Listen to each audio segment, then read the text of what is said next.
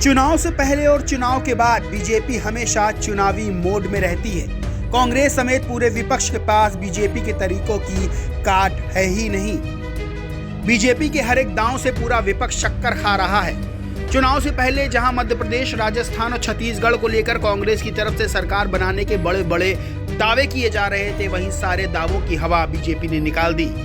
तीनों राज्यों में बीजेपी ने कांग्रेस का सूपड़ा साफ कर दिया। खुद का मध्य प्रदेश तो जीता ही प्रचंड बहुमत से, वहीं कांग्रेस से राजस्थान और छत्तीसगढ़ भी छीन लिए।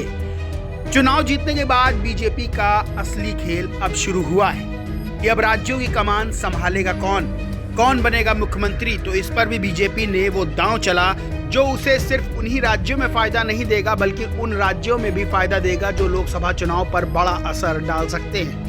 उत्तर प्रदेश और बिहार में बड़े वोट बैंक पर बीजेपी ने सीधा खूंटा गाड़ दिया है और मुख्यमंत्री के चेहरे के साथ ये ऐलान भी कर दिया कि वो विपक्ष से 4 नहीं बल्कि 40 कदम आगे है। मध्य प्रदेश में मामा शिवराज सिंह चौहान जो लगभग 18 साल से सत्ता में बैठे थे, उनको बीजेपी ने एक फैसला लेते हुए मुख्यमंत्री की कुर्सी से हटा दिया।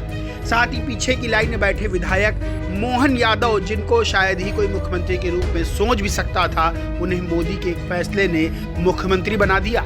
मतलब सीधा है कि जिस पिछड़े वर्ग को लेकर विपक्ष नारेबाजी कर रहा था, उस पर बीजेपी ने अपनी तगड़ी मोहर लगा दी है और सीधा संदेश दे दिया है कि लोकसभा चुनाव में सिर्फ मध्य प्रदेश ही नहीं बल्कि उत्तर प्रदेश में भी बीजेपी ने विपक्ष के मुंह से निवाला छीन लिया है। जिस जातिगत जनगणना को लेकर विपक्ष मोदी सरकार को घेर रहा था, विपक्ष की वो किलेबंदी बीजेपी ने एक झटके में ध्वस्त कर दी। छत्तीसगढ़ में भी बीजेपी ने तुरुप का इक्का खोल दिया। रमन सिंह के नाम पर चर्चा होती रही, लेकिन बीजेपी ने आदिवासी समाज के चेहरे विष्णुदेव साय को मुख्यमंत्री बनाकर सीधा संदेश विपक्ष को दिया कि आदिवासी समाज से लेकर पिछड़ा वर्ग का वोट 2024 के लिए वो अपने पाले में करने की पूरी तैयारी कर चुकी है। खास बात यह है कि बीजेपी के इतने बड़े बड़े फैसले का पार्टी के अंदर विरोध तक दिखाई नहीं दिया।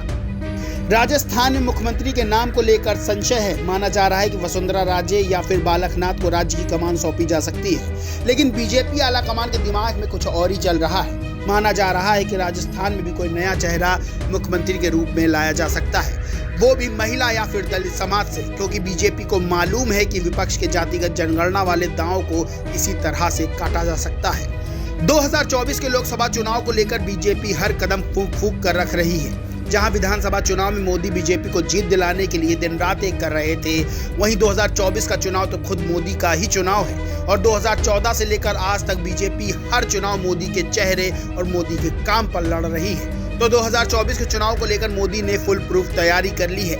विपक्ष का सबसे बड़ा हथियार जातिगत जनगणना है, जिसे मोदी ने एक ही प्रहार में ध्वस्त कर दिया है और जिन जातियों की बात विपक्ष करता रह गया, उसे बीजेपी ने प्रतिनिधित्व देकर कुर्सी पर बैठा दिया।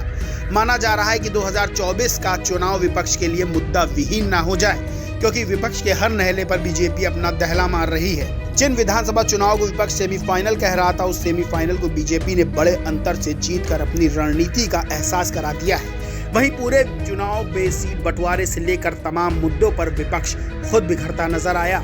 इस पूरे मामले पर आपका क्या मानना है, क्या कहना है, कमेंट करके जरूर बताएं। वीडियो को लाइक करें, चैनल को सब्सक्राइब करें और वीडियो को शेयर करना बिल्कुल ना भूलें।